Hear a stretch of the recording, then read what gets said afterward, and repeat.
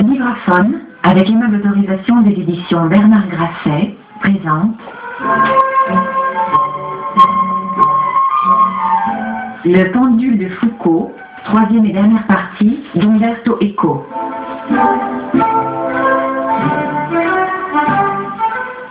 Tiferet. Rêver d'habiter dans une ville inconnue. Si Géboura est la séphira du mal et de la peur, Tiferet est la séphira de la beauté et de l'harmonie. Diotalevi disait, c'est la spéculation illuminante, l'arbre de vie, le plaisir, l'apparence purpurine. C'est l'accord de la règle avec la liberté. Et cette année-là fut pour nous l'année du plaisir, de la subversion ludique et du grand texte de l'univers, où se célébrèrent les épousailles de la tradition et de la machine électronique. Nous créions et en tirions des jouissances. Ce fut l'année où nous inventâmes le plan. Au moins pour moi, à coup sûr, ce fut une année heureuse. La grossesse de l'IA se poursuivait sereinement. Entre les éditions Garamond et mon agence, je commençais à vivre sans difficulté pécuniaire. J'avais gardé mon bureau de la vieille bâtisse de banlieue, mais nous avions restructuré l'appartement de l'IA. La merveilleuse aventure Emetto était désormais entre les mains des typographes et des correcteurs. Et c'est alors que M. Garamond avait eu son idée géniale. Une histoire illustrée des sciences magiques et hermétiques, avec le matériel qui nous arrive des diaboliques, avec les compétences que vous avez acquises, avec le conseil de cet homme incroyable qui est Aguillet. Une petite année, et vous serez en mesure de réunir un volume grand format, 400 pages tout illustrées, des tables en couleur à couper le souffle, grâce au recyclage d'une partie du matériel iconographique de l'histoire des métaux. Et mais, objectai-je, le matériel est différent? Qu'est-ce que j'en fais de la photo du cyclotron? Qu'est-ce que vous en faites? De l'imagination, Casaubon, de l'imagination. Qu'est-ce qui arrive dans ces machines atomiques, dans ces positrons mégatroniques, passez-moi leur nom? La matière se réduit en bouillie. Vous y mettez du gruyère, et il en sort du quark, des trous noirs, de l'uranium centrifugé, ou que sais-je encore. La magie fait de choses, Hermès et Alec Hermès. En somme, c'est vous qui devez me donner la réponse. Ici à gauche, la gravure de Paracels, l'abracadabra avec ses alambics sur fond or, et à droite, les quasars, le mixeur d'eau lourde, l'antimatière gravitationnelle galactique, en somme. C'est moi qui dois tout faire. Celui qui me comprenait goutte et tripatouillait avec des œillères n'est pas le magicien. C'est le scientifique qui a arraché les secrets occultes de la matière. Découvrir le merveilleux autour de nous, faire soupçonner qu'à Monte Palomar, ils en savent plus que ce qu'ils disent. Pour m'encourager, il augmenta mes honoraires de façon presque sensible. Je me lançai à la découverte des miniatures du Liber Solis de Trismozin, du Mutus Liber de Pseudolule. Je remplissais les classeurs de pentacles, arbres séphirotiques, décans, talismans. Je fréquentais les salles les plus oubliées des bibliothèques. J'achetais des dizaines de volumes chez ces libraires qui naguère vendaient la révolution culturelle. Je frayais avec les diaboliques, désinvoltes, comme un psychiatre qui se prend d'affection pour ses patients et trouve balsamiques les brises qui soufflent au milieu du parc séculaire de sa clinique privée. Peu après, il commence à écrire des pages sur le délire, puis des pages de délire. Il ne se rend pas compte que ces malades l'ont séduit, il croit qu'il est devenu un artiste. Ainsi naquit l'idée du plan. Diotalevi fut d'accord d'entrée de jeu parce que, pour lui, cela participait de la prière. Quant à Jacopo Belbo, je crus qu'il s'amusait autant que moi. À présent seulement, je comprends qu'il n'en tirait nulle réjouissance. Il y participait comme quelqu'un qui se ronge les ongles.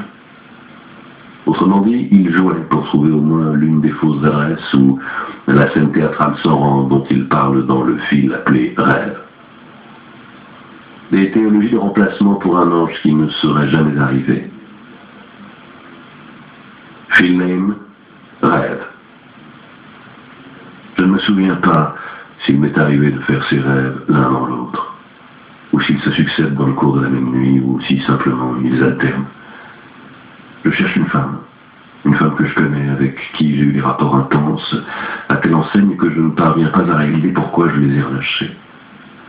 Moi, par ma faute en disparaissant de la circulation, il me semble inconcevable que j'ai laissé passer tant de temps. C'est certainement elle que je cherche. Mieux, elle au pluriel. Il ne s'agit pas d'une seule femme. Elles sont nombreuses, toutes perdues de la même manière par inertie. Et je suis pris d'incertitude. Et une me suffirait, car ça je le sais. J'ai beaucoup perdu en les perdant.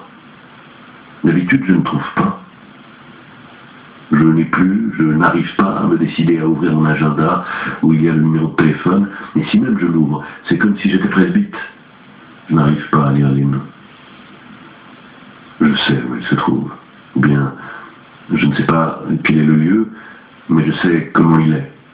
J'ai le souvenir précis d'un escalier, d'un porche, d'un palier. Je ne parcours pas la ville pour retrouver le lieu, je suis plutôt pris dans une sorte d'angoisse, de blocage. Je continue à me tourmenter sur la raison pour laquelle j'ai permis ou voulu que le rapport s'abolisse. Ne serait-ce qu'en posant un lapin au dernier rendez-vous. Je suis sûr qu'elle attend un appel de moi. Si seulement je savais quel est son nom. Je sais parfaitement qui elle est, sauf que je ne parviens pas à reconstituer ses traits. Parfois, dans le demi-sommeil qui suit, je conteste le rêve. Essaie de te souvenir, tu connais et te rappelles tout, et tu as clos tes comptes avant tout, où tu ne les as pas ouverts. Il n'y a rien que tu ne saches localiser, il n'y a rien.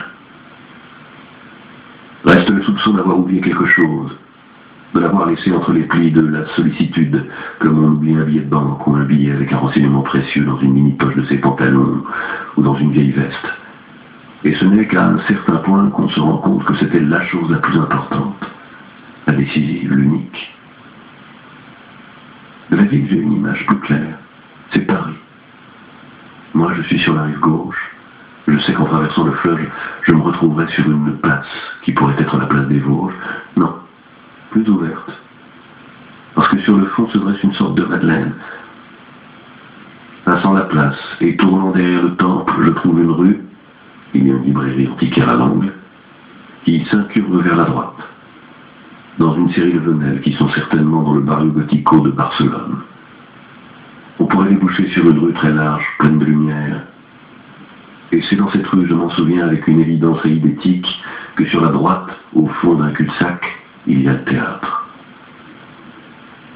Ce qui se passe dans ce lieu de délice est incertain, à coup sûr quelque chose de légèrement et joyeusement louche, genre fétide. Raison pourquoi je n'ose pas demander de renseignements, dont je sais déjà suffisamment pour vouloir y retourner, tout excité. Mais en vain. Vers Chatham Road, les rues se confondent. Je me réveille, avec le goût de cette rencontre ratée. Je ne parviens pas à me résigner, à ne pas savoir ce que j'ai perdu. Parfois, je suis dans une grande maison de campagne, elle est vaste. Mais je sais qu'il y a une autre aile que je ne sais plus comment rejoindre, comme si les passages avaient été murés. Et dans cette autre aile, il y a des pièces et des pièces. Je ne les ai bien vues qu'une fois. Il est impossible que je les ai rêvées dans un autre rêve.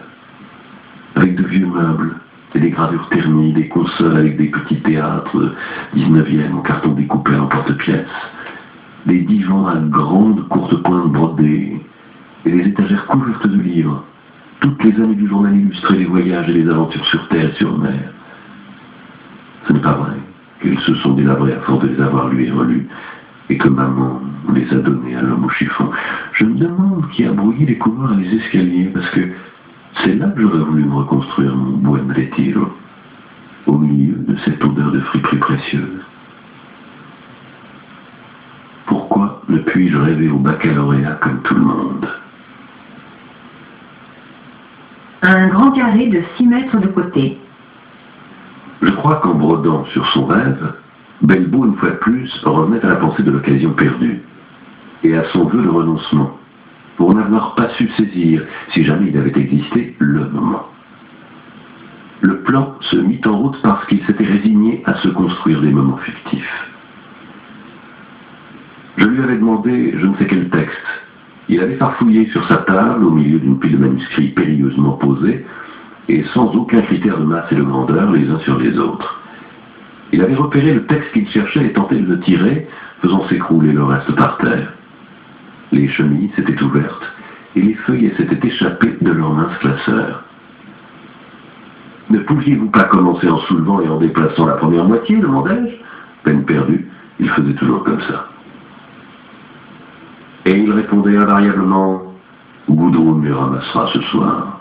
Il faut qu'elle ait une mission dans la vie, autrement elle va perdre son identité. Cependant, cette fois-là, j'étais personnellement intéressé à la sauvegarde des manuscrits parce que désormais je faisais partie de la maison.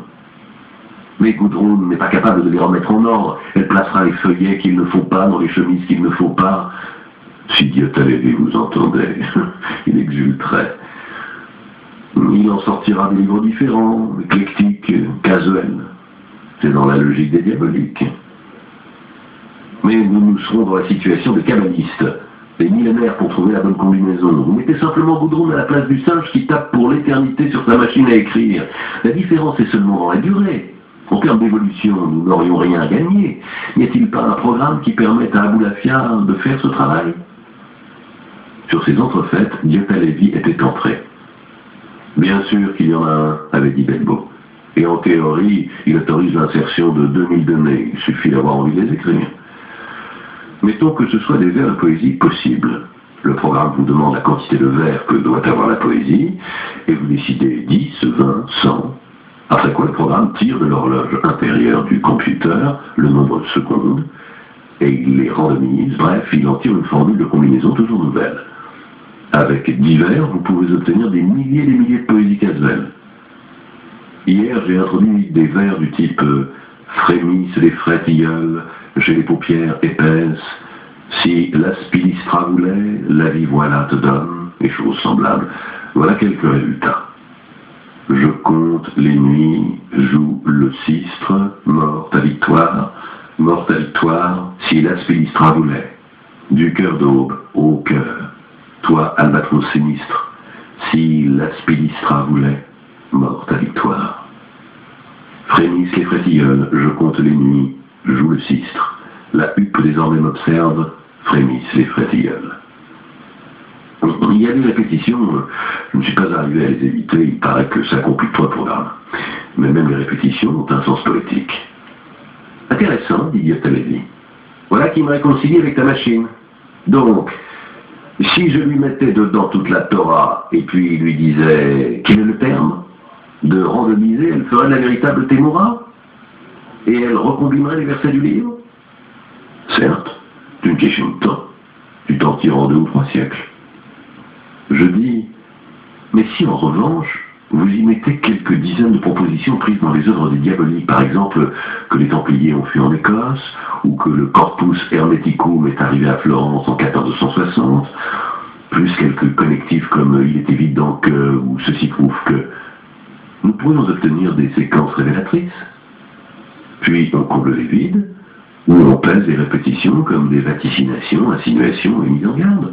Au pire, nous inventons un chapitre inédit de l'histoire de la magie. Génial, dit Belbo.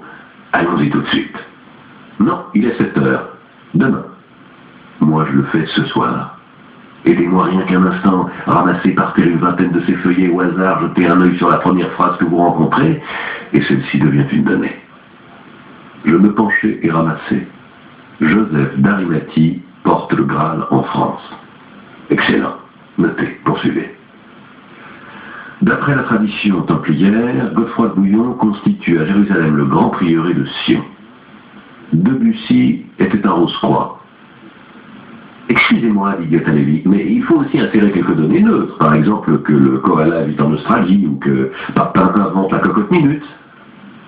Minnie est la fiancée de Mickey, suggérais-je. N'exagérons pas. Exagérons au contraire. Si nous commençons à admettre la possibilité qu'il existe fût-ce une seule donnée dans l'univers qui ne révèle pas quelque chose d'autre, nous sommes déjà hors de la pensée hermétique. C'est vrai, va pour Minnie, et si vous permettez, je mettrai une donnée fondamentale. Les Templiers y sont toujours pour quelque chose. Cela va sans dire, confirma Diotalevi. Nous continuâmes pendant quelques dizaines de minutes. Ensuite, il se fit vraiment tard. Mais Belbo nous dit de ne pas nous inquiéter. Il poursuivrait tout seul. Gudrun va nous dire qu'elle fermait. Belbo lui annonça qu'il resterait travailler, et il la pria de ramasser les feuillets tombés par terre.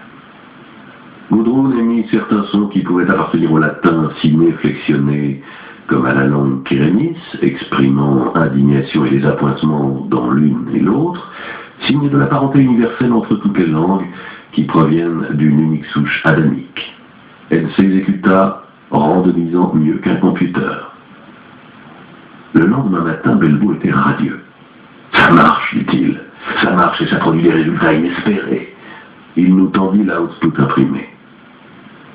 Les Templiers y sont toujours pour quelque chose. Ce qui suit n'est pas vrai. Jésus a été crucifié sous Ponce Pilate. Le sage Hormuz fonda en Égypte les Rose-Croix. Il y a des kabbalistes en Provence. Qui s'est marié aux noces de Cana? Mimi est la fiancée de Mickey. Il en découle que si les druides vénéraient la Vierge Noire, alors Simon le magicien identifie la Sophia à une prostituée de Tyr. Qui s'est marié aux noces de Cana?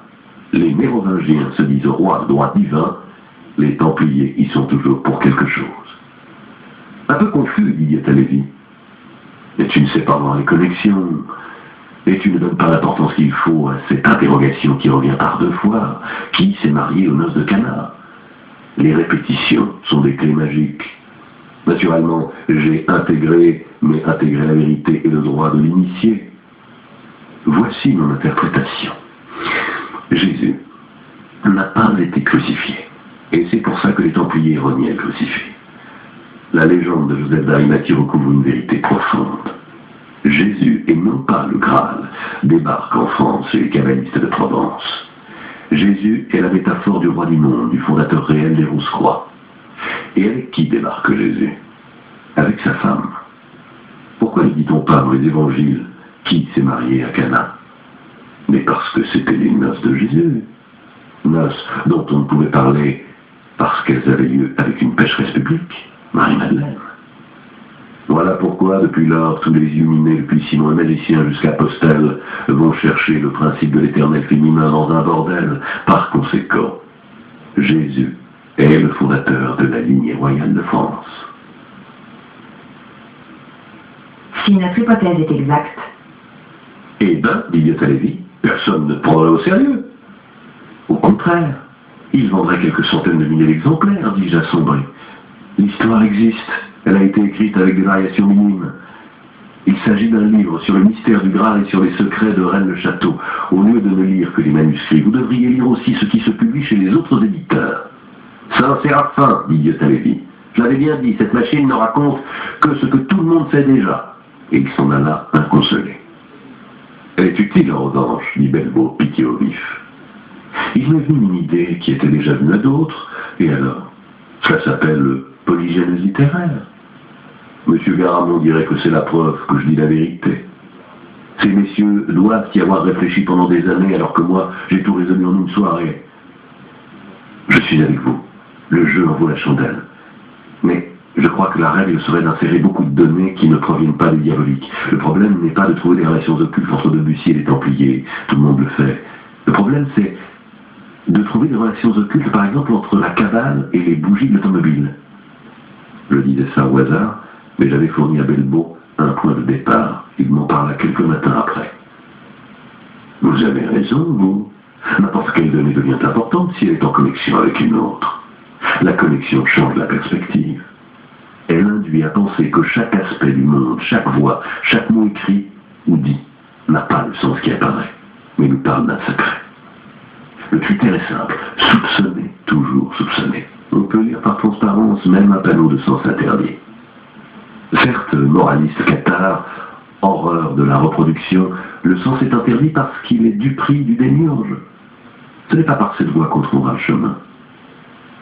Hier soir, il m'est tombé entre les mains de Manuel pour le permis de conduire B. Était-ce à cause de la pénombre, ou de ce que vous m'aviez dit? Toujours est-il que j'ai été pris du soupçon que ces pages disaient quelque chose d'autre. Et si l'automobile n'existait que comme métaphore de la création? Mais il ne faut pas se limiter à l'extérieur ou à l'illusion du tableau de bord. Il faut savoir regarder ce que seul voit l'architecte. Ce qui se trouve dessous. Ce qui est dessous est comme ce qui est dessus. C'est l'arbre des séphirotes. Vous n'allez pas me dire ça. Ce n'est pas moi qui le dis, c'est lui qui se dit. Et d'abord, l'arbre moteur est un arbre, comme l'indique le mot même. Eh bien, que l'on additionne le moteur à soupape en tête, deux roues antérieures, l'embrayage, le changement de vitesse, deux joints, le différentiel et les deux roues postérieures, total 10 articulations. Comme les séphirotes. Mais les positions ne coïncident pas. Qui l'a dit?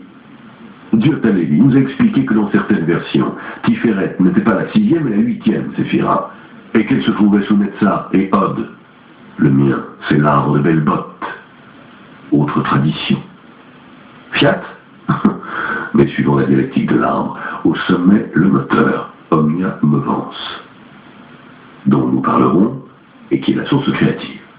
Le moteur communique son énergie créatrice aux deux roues sublimes, la roue de l'intelligence et la roue de la sapience. Oui, si la voiture est à traction avant, le meilleur dans l'arbre de Belbot, c'est qu'il supporte des métaphysiques alternatives.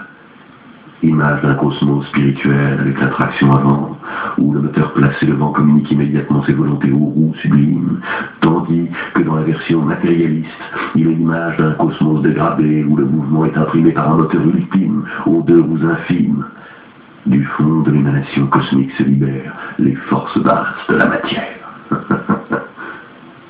Et avec le moteur et traction arrière, satanique, coïncident du supérieur et de l'infime, Dieu s'identifie avec les mouvements de la matière grossière postérieure.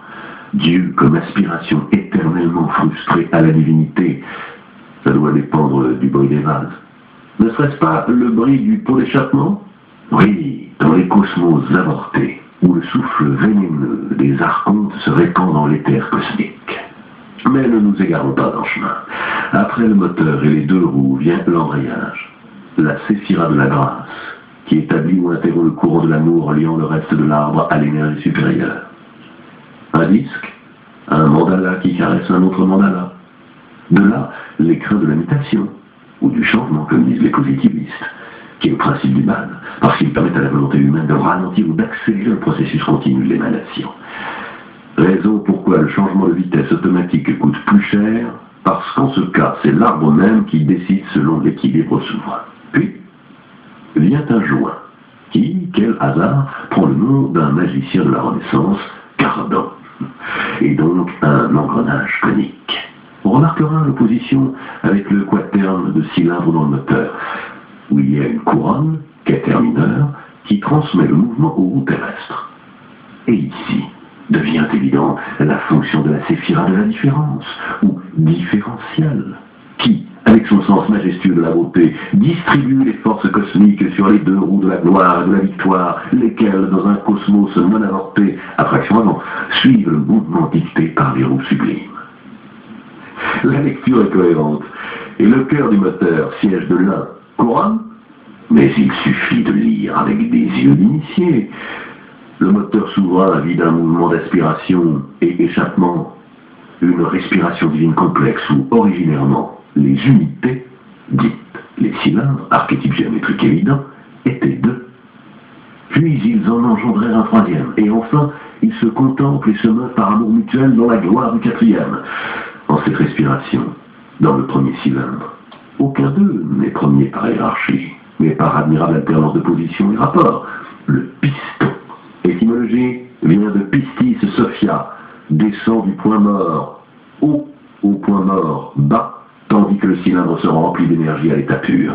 Je simplifie, car ici devraient entrer en jeu les hiérarchies angéliques ou médiateurs de la distribution qui, selon nos manuels, permettent l'ouverture et la fermeture des lumières mettant en communication l'intérieur des cylindres avec les conduits d'aspiration du mélange.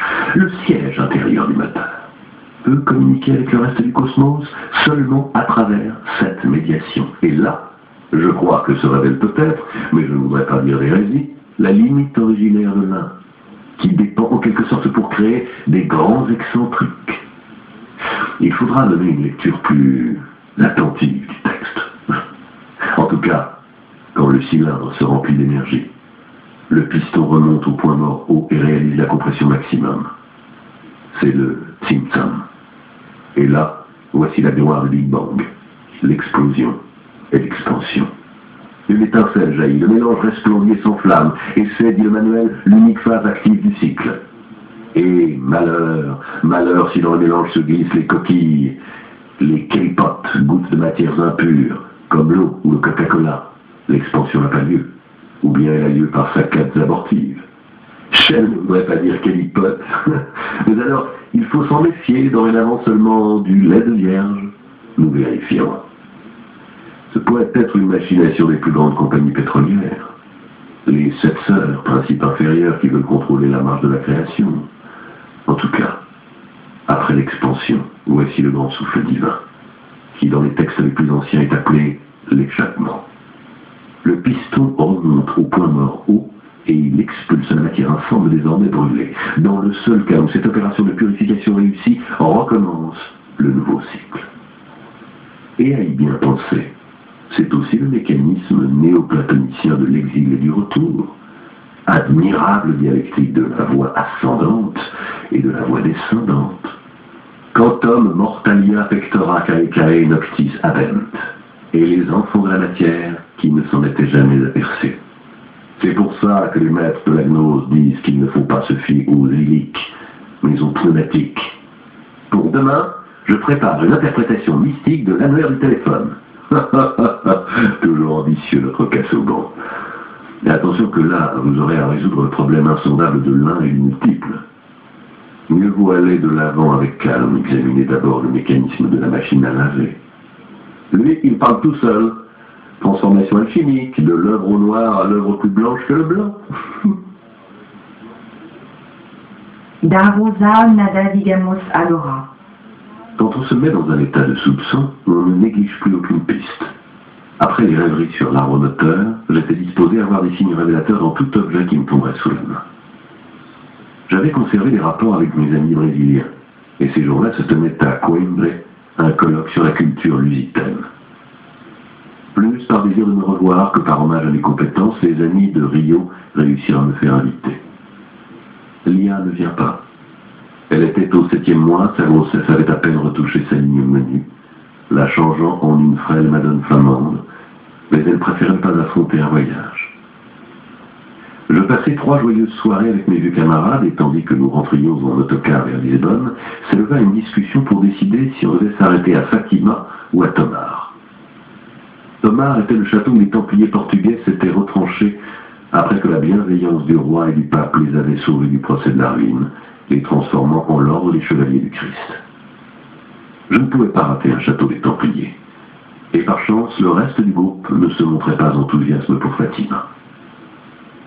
Si je pouvais m'imaginer un château templier, tel était bien Tomar. On y monte le long d'une route fortifiée qui côtoie les bastions extérieurs, aux meurtrières en forme de croix, et dès les premiers instants, on y respire un air de croisade. Les chevaliers du Christ avaient prospéré des siècles durant dans ces lieux. La tradition veut qu'aussi bien Henri le Navigateur que Christophe Colomb aient été des leurs, et de fait, ils s'étaient voués à la conquête des mers, faisant la fortune du Portugal. La longue et heureuse existence dont ils avaient joui là-bas a permis que fut reconstruit et agrandi le château au cours des siècles, si bien qu'à sa partie médiévale sont hantées des airs Renaissance et baroque. Je fus ému en entrant dans l'église des Templiers, avec sa rotonde octogonale qui reproduit celle du Saint-Sépulcre.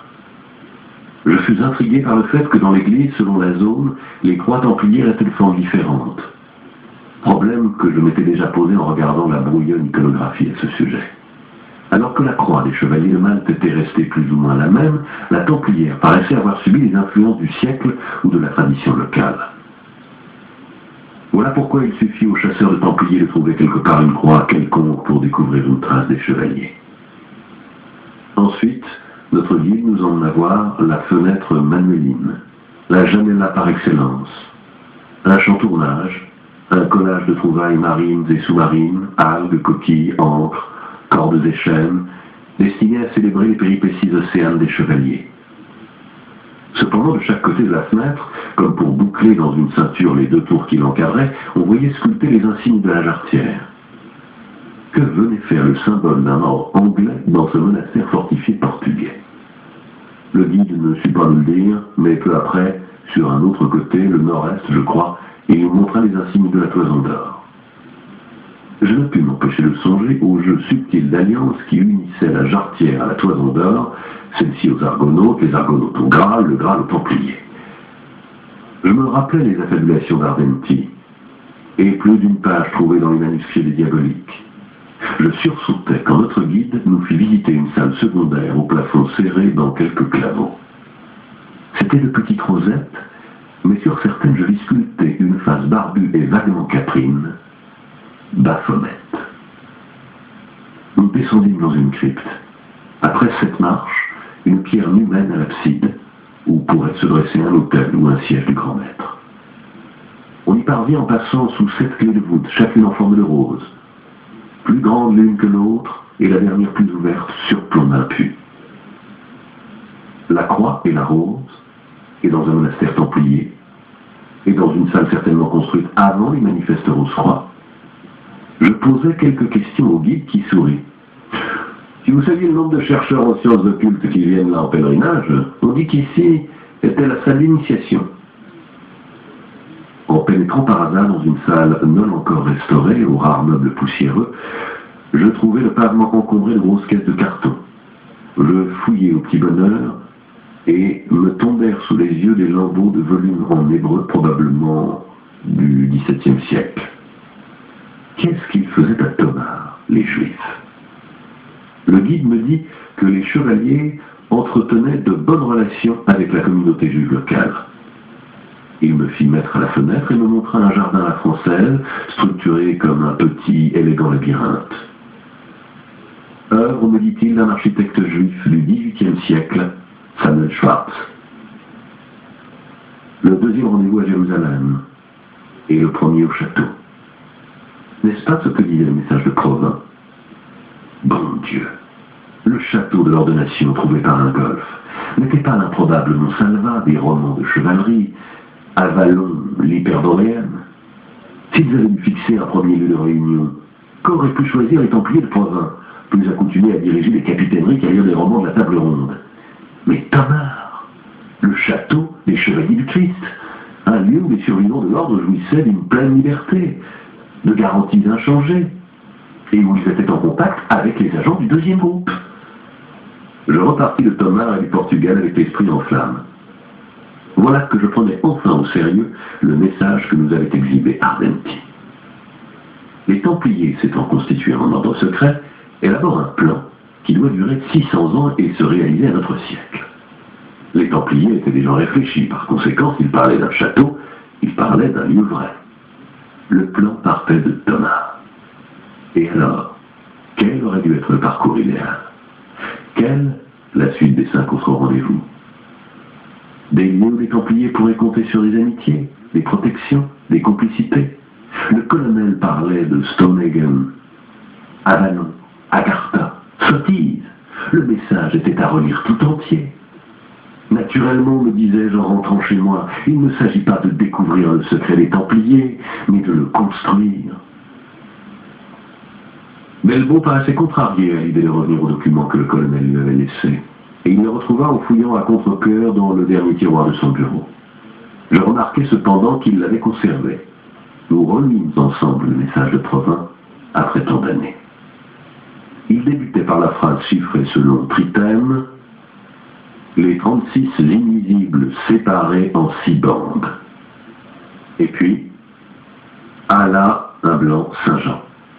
36 P charrettes défunts. 6, un blanc, entier avec Sahel. P, un blanc, les blancs antiaxes. R, un blanc, S, un blanc, chevalier de Pruin, pour là, un blanc, JNC. 6 foises, 6 en 6 places. Chacune foise 20 à un blanc, 120 à un blanc. Iceste est l'ordonnation. Al donjon li premier. It li secunds ioste in seus qui, un blanc, pense. It al refuge. It al Nostredame de l'altre part de Lyon. It à l'hôtel des Poplicans. It à la pierre. 3 fois 6 avant la feste. Un blanc. La grande pute. 36 ans après la charrette de foin, la nuit de la Saint-Jean de l'an 1344, 6 messages scellés pour les chevaliers au blanc manteau. Chevalier relapse de Provins pour la vengeance. 6 fois 6 en 6 lieues, chaque fois 20 ans pour une totalité de 120 ans, ceci est le plan. Les premiers au château, puis de nouveau chez ceux qui ont mangé le pain, de nouveau au refuge, de nouveau à Notre-Dame au-delà du fleuve, de nouveau à la maison des Poplicans, et de nouveau à la pierre. Vous voyez, en 1344, le message dit que les premiers doivent aller au château. Et en effet, les chevaliers s'installeront à Tomar en 1357. Maintenant, il faut nous demander où doivent se rendre ceux du deuxième groupe. Alors, imaginez que vous êtes des Templiers en fuite. Où filez-vous constituer le deuxième groupe? C'est vrai que ceux de la charrette se sont enfuis en Écosse. Mais pourquoi donc en Écosse aurait-il dû manger du pain? J'étais devenu imbattable sur les chaînes associatives. Il suffisait de partir d'un point quelconque, Écosse, Highland, rite druidique, nuit de la Saint-Jean, solstice d'été, feu de la Saint-Jean, rameau d'or. Voilà une piste, fut-elle fragile. J'avais lu des choses sur les feux de la Saint-Jean, dans le rameau d'or de Fraser. Je téléphonais à Lia. Rends-moi un service, prends le rameau d'or et regarde ce qui est dit des feux de la Saint-Jean. Lia était très forte pour ça. Elle trouva tout de suite le chapitre. Qu'est-ce que tu veux savoir? C'est un rite qui date de la nuit des temps, pratiqué dans presque tous les pays d'Europe. On célèbre le moment où le soleil est au zénith de sa course. Saint-Jean a été ajouté pour christianiser l'affaire. Il mange du pain en Écosse. Laisse-moi voir. J'ai pas l'impression. Ah, voilà. Le pain, il ne le mange pas à la Saint-Jean, mais dans la nuit du 1er mai. La nuit des feux de Beltane, une fête d'origine druidique, surtout dans les Highlands écossais. Nous y sommes. Pourquoi mange-t-il le pain? Ils pétrissent une galette de blé et d'avoine, et ils la font griller sur la braise, puis suit un rite qui rappelle les anciens sacrifices humains. Ce sont des foisses qui s'appellent bannock. Comment? Spelling, s'il te plaît. Elle est plate. Je la remerciai, lui dis qu'elle était ma Béatrice, ma fée Morgane et autres mots affectueux. J'essayais de me rappeler ma thèse. Le noyau secret, selon la légende, se réfugie en Écosse auprès du roi Robert de Bruce, et les Templiers aident le roi à remporter la bataille de Bannockburn. En récompense, le roi les nomme dans le nouvel ordre des chevaliers de Saint-André d'Écosse. Je descendis d'une étagère un gros dictionnaire d'anglais et cherchai Bannock en anglais médiéval. Bannock en vieux saxon, Banach en gaélique, est une sorte de tourte cuite sur la pierre ou au grill, composée d'orge, d'avoine ou d'autres céréales. Burn, c'est le torrent.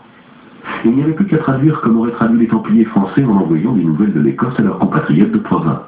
Et il en résultait quelque chose comme le torrent de la foisse, ou de la niche, ou du pain. Qui a mangé le pain? C'est qui l'a emporté au torrent du pain. Et c'est donc le noyau écossais, lequel, sans doute à cette époque, s'était déjà étendu à travers toutes les îles britanniques. Logique, du Portugal à l'Angleterre. C'est le chemin le plus court. Il est bien question d'un voyage du pôle à la Palestine. Que ton vêtement soit blanc. C'est impressionnant, dit Belbo. Et dans ce cas, quel serait le refuge? Les 6 groupes s'installent dans ces lieux, mais un seul est appelé le refuge. Curieux. Cela signifie que dans les autres lieux, le Portugal ou l'Angleterre, les Templiers peuvent vivre en toute tranquillité, fût sous un autre nom, tandis que dans celui-ci, ils se cachent. Je dirais que le refuge est le lieu où se sont réfugiés les Templiers de Paris après avoir abandonné le temple.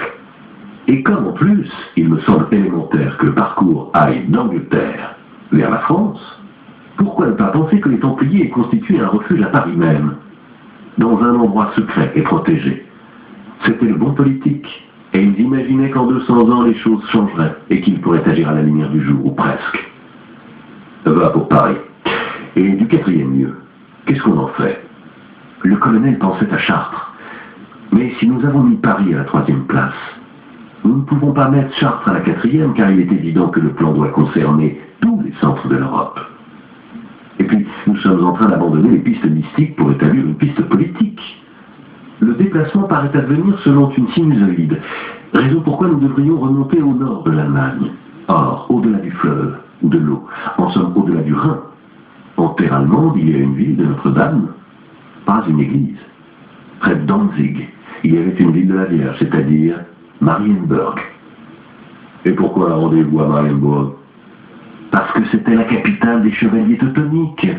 Entre Templiers et Teutoniques, les rapports ne sont pas empoisonnés comme entre Templiers et Hospitaliers, qui sont là tels des vautours à attendre la suppression du temple pour s'emparer de ses biens. Les Teutoniques ont été créés en Palestine par les empereurs allemands pour faire contrepoids aux Templiers. Mais bien vite, ils ont été appelés au nord pour arrêter l'invasion des barbares prussiens. Et ils l'ont tellement bien fait que, en l'espace de 2 siècles, ils sont devenus un État qui s'étend sur tous les territoires baltes. Ils se déploient entre Pologne, Lituanie et Livonie. Ils fondent Königsberg, sont défaits une seule fois par Alexandre Nevski en Estonie, et à peu près au moment où les Templiers sont arrêtés à Paris, ils fixent la capitale de leur royaume à Marienburg. S'il y avait un plan de la chevalerie spirituelle pour la conquête du monde, Templiers et Teutoniques s'étaient partagés les zones d'influence. Vous savez quoi, dit Belvaux. Je marche. Au 5e groupe maintenant. Où sont ces Poplicans? Je l'ignore, dis-je. Moi, vous me décevez, Casaubon. Peut-être faudra-t-il le demander à Aboulafia. Pas question, monsieur, répondis-je, piqué au vif. Aboulafia doit nous suggérer les connexions inédites. Mais les Poplicans sont une donnée, pas une connexion. Et les données sont l'affaire de Sam Spade. Donnez-moi quelques jours de temps. Je vous donne 2 semaines, dit Belvaux. Si dans 2 semaines, vous ne me livrez pas les Poplicans, vous me livrez une bouteille de Ballantine 12 ans d'âge. Trop cher pour ma bourse. Au bout d'une semaine, je livrai les Poplicans à mes voraces compagnons. Tout est clair. Suivez-moi parce que nous devons remonter vers le IVe siècle, en territoire byzantin, tandis que dans l'ère méditerranéenne se sont déjà répandus différents mouvements d'aspiration manichéenne. Commençons par les Archontiques, fondés en Arménie par Pierre de Capharnaoucha, qui, vous l'admettrez avec moi, a un fort beau nom. Anti-judaïque, le diable s'identifie à Sabaoth, le dieu des Juifs, qui vit dans le 7e ciel. Pour atteindre la grande mer de la lumière, dans le 8e ciel, il faut refuser et Sabaoth et le baptême. D'accord? Refusons-le, dit Belvaux. Mais les Archontiques sont encore de braves garçons. Au 5e siècle apparaissent les Messaliens, qui, entre autres, survivront en trace jusqu'au 11e siècle. Les Messaliens ne sont pas des dualistes, mais des monarchiques. Cependant, ils sont à la tambouille avec les puissances infernales, tant et si bien que dans certains textes, on les taxe de Borborite, qui vient de Borboros, bout, à cause des choses innommables qu'ils faisaient. Qu'est-ce qu'ils faisaient?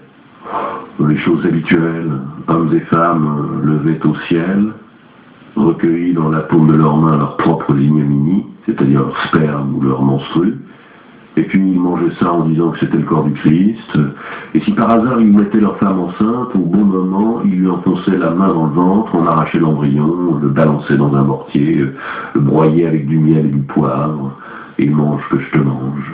C'est dégoûtant, dit Diatalévi. Du miel avec du poivre. Eux, ce sont donc les Messaliens, que certains appellent stratiotiques et phibionites, et d'autres barbélites, composés de Naassène et de Fénionites. Mais pour d'autres pères de l'Église, les barbélites étaient des gnostiques attardés, et donc des dualistes. Ils adoraient la grande-mère Barbello, et leurs initiés appelaient Borboriens les Iliques, c'est-à-dire les fils de la matière, Distodes et Psychiques, qui étaient déjà mieux, et des pneumatiques qui étaient vraiment les élus. Le Rotary Club de toute l'affaire. Mais peut-être, les stratiotiques n'étaient-ils à rien que les Iliques des ultraïstes? Tout ça n'est-il pas un peu confus? Demanda Belvaux. Forcément, tous ces gens n'ont pas laissé de documents, les seules et uniques choses que nous sachions sur eux nous viennent des ragots de leurs ennemis, mais peu importe. C'est pour dire quel brouillamini était l'ère moyenne-orientale en ce temps-là. Et c'est pour dire d'où sortent les Pauliciens. Eux, ce sont les disciples d'un certain Paul, auxquels s'unissent des iconoclastes expulsés d'Albanie. À partir du 8e siècle, ces Pauliciens augmentent à vive allure. De sectes, ils deviennent communautés, de communautés, bandes, de bandes, pouvoir politique, et les empereurs de Byzance commencent à se faire les cheveux et à les envoyer contre les armées impériales. Ils se répandent jusqu'aux confins du monde arabe, se déversent vers l'Euphrate, envahissent le territoire byzantin jusqu'à la mer Noire. Ils installent les colonies un peu partout. Nous les trouvons encore au XVIIe siècle, quand les jésuites entreprennent de les convertir, et il en existe encore quelques communautés dans les Balkans ou dans ces eaux-là. Or, à quoi est-ce qu'ils croient donc, ces Pauliciens? En Dieu, un et train, sauf que le démiurge s'est entêté à créer le monde avec les résultats que nous voyons tous. Ils rejettent l'Ancien Testament, refusent les sacrements, méprisent la croix, et ils n'honorent pas la Vierge parce que le Christ s'est directement incarné au ciel et il est passé à travers Marie comme à travers un tuyau. Les bogomiles, qui s'inspireront d'eux en partie, diront que le Christ est entré chez Marie par une oreille et est sorti par l'autre, sans qu'elle-même s'en soit aperçue. Certains les accusent aussi d'adorer le soleil et le diable et de mêler le sang des enfants au pain et au vin eucharistique, comme tout le monde. C'était des temps où pour un hérétique, aller à la messe devait être une souffrance. Autant se faire musulman. Mais c'était des gens comme ça. Et je vous en parle parce que quand les hérétiques dualistes se seront répandus en Italie et en Provence, pour dire qu'ils sont comme les policiers, on les appellera poplicans, publicains, populicans, lesquels Gallice etiam dicuntur ab aliquis poplicant. Les voici. En effet, les policiers continuent au IXe siècle à rendre fous les empereurs de Byzance, jusqu'au moment où l'empereur Basile jure que s'il met la main sur leur chef Chrysocère, qui avait envahi l'église de Saint-Jean-de-Dieu à Éphèse et abreuvé ses chevaux dans des bénitiers, toujours ce vice, dit Belbo, il lui planterait 3 flèches dans la tête.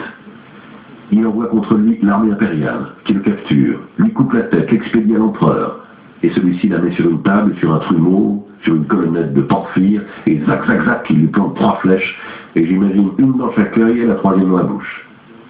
Des gens distingués, dit Yotalévi. Ils ne le faisaient pas par méchanceté, dit Belbon. C'était des questions de foi, substance des choses espérées, poursuivait Casaubon, car notre Yotalévi ne comprend pas les finesses théologiques. Pour en finir, les croisés rencontrent les policiers. Ils les rencontrent près d'Antioche, au cours de la première croisade, où ceux-ci combattent aux côtés des Arabes. Et ils les rencontrent à l'assaut de Constantinople, où la communauté policienne de Philippopolis essaie de remettre la ville aux mains du tsar bulgare Ioannis pour éviter les Français. Et c'est Villardouin qui le dit. Voilà le lien avec les Templiers, et voilà résolu notre énigme.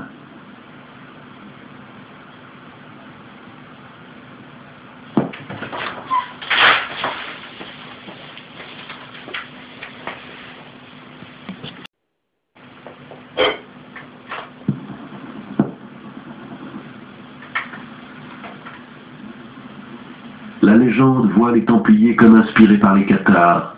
Ils ont rencontré les communautés policiennes au cours des croisades et ils ont établi avec elles de mystérieux rapports, de même qu'ils en avaient établi avec les mystiques et les hérétiques musulmans. Et d'autre part, il suffit de suivre la piste de l'ordonnation. Elle ne peut que passer par les Balkans. Pourquoi? Parce qu'il me semble clair que le 6e rendez-vous est à Jérusalem. Le message dit d'aller à la pierre. Et où y a-t-il une pierre qu'aujourd'hui les musulmans vénèrent? Et si nous voulons la voir, nous devons enlever nos chaussures. Et précisément au centre de la mosquée d'Omar à Jérusalem, où jadis il y avait le temple des Templiers. Je ne sais pas qui devait attendre à Jérusalem, peut-être un noyau de Templiers survivants et déguisés, ou bien des kabbalistes liés au Portugais. Il est certain que pour arriver à Jérusalem, en venant d'Allemagne, la route la plus logique est celle des Balkans. Et là attendait le 5e noyau, celui des policiers. Vous voyez comme alors le plan devient limpide et élémentaire. Je vous dirais que vous me convainquez, dit Belbo. Mais en quel point des Balkans attendaient les poplicans? À mon avis, les successeurs naturels des policiers étaient les bogomiles bulgares. Mais les Templiers de Provins ne pouvaient encore savoir que, peu d'années après, la Bulgarie serait envahie par les Turcs et resterait sous leur domination pendant 5 siècles. Par conséquent, on peut penser que le plan s'arrête lors du passage entre les Allemands et les Bulgares. Quand cela devrait-il arriver? En 1824, dit Yotalévi. Pardon, mais pourquoi? Yotalévi traça rapidement un diagramme.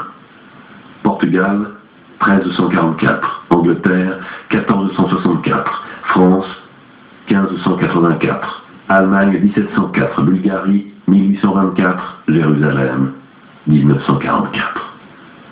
En 1344, les premiers grands maîtres de chaque groupe s'installent dans les 6 lieux prescrits. Au cours de 120 ans, se succèdent dans chaque groupe 6 grands maîtres, et en 1464, le 6e maître de Thomas rencontre le 6e maître du groupe anglais. En 1584, le 12e maître anglais rencontre le 12e maître français. La chaîne continue à ce rythme, et si le rendez-vous rate avec les policiers, il rate en 1824. Admettons qu'il rate, dis-je, mais je ne comprends pas pourquoi des hommes si avisés, ayant eu entre les mains les 4/6 du message final, n'ont pas été capables de le reconstituer. Ou bien pourquoi, si le rendez-vous avec les Bulgares a sauté, ils ne se sont pas mis en contact avec le noyau suivant? Casaubon, dit Belbo. Mais vous croyez vraiment que les législateurs de Provins étaient des andouilles? S'ils voulaient que la révélation reste occultée pendant 600 ans, ils ont dû prendre leurs précautions. Chaque maître d'un noyau sait où trouver le maître du noyau suivant, mais pas où trouver les autres. Et aucun des autres ne sait où trouver les maîtres des noyaux précédents. Il suffit que les Allemands aient perdu les Bulgares, et ils ne sauront jamais où trouver les Hiérosolymitains, tandis que les Hiérosolymitains ne sauront où trouver aucun des autres. Et quant à reconstruire un message à partir de fragments incomplets, tout dépend de la façon dont les fragments ont été divisés. Certes, pas d'une suite logique. Il suffit qu'il manque un seul morceau, et le message est incompréhensible. Et qui a le morceau manquant ne sait qu'en faire.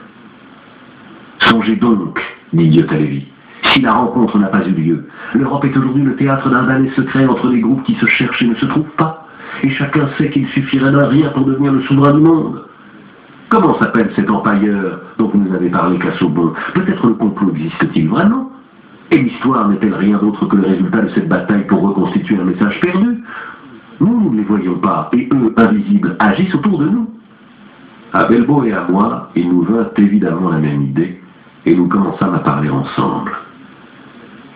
Mais il s'en fallait d'un rien pour opérer la bonne connexion. Nous avions aussi appris qu'au moins 2 expressions du message de Provins, la référence à 36 invisibles séparés en 6 groupes et le terme de 120 ans, apparaissaient aussi au cours du débat sur les Rose-Croix. Après tout, c'étaient des Allemands, dis-je. Je lirai les manifestes Rose-Croix. Mais vous avez dit vous-même qu'ils étaient faux, dit Belbo. Et alors? Nous aussi nous sommes en train de bâtir un faux. C'est vrai, dit-il. Je l'ai oublié. Elles deviennent le diable. Il l'oubliait. À présent, je le sais. Et c'est sûrement à cette époque qu'appartient ce fil, bref et hébété. Philname et Noia. Tu es arrivé à la maison, soudain. Tu avais cette herbe. Je ne voulais pas parce que je ne laisse aucune substance végétale interférer sur le fonctionnement de mon cerveau. Et je manque, car je fume du tabac et je bois des distillats de céréales. Quoi qu'il en soit, les rares fois où, au début des années 60, quelqu'un me poussait à participer à la ronde du joint, avec ce sale papier visqueux imprégné de salive, et la dernière bouffée avec l'épingle, j'avais envie de rire. Mais hier, c'est toi qui me l'offrais. Et j'ai pensé que c'était peut-être ta façon de t'offrir, et j'ai fumé avec foi.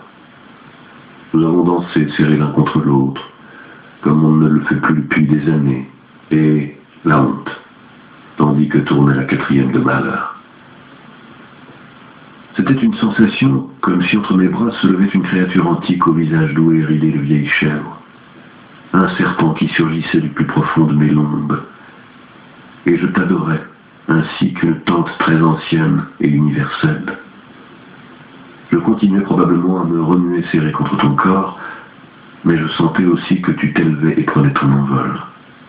Tu te transformais en or, tu ouvrais les portes fermées, tu déplaçais les objets en l'air.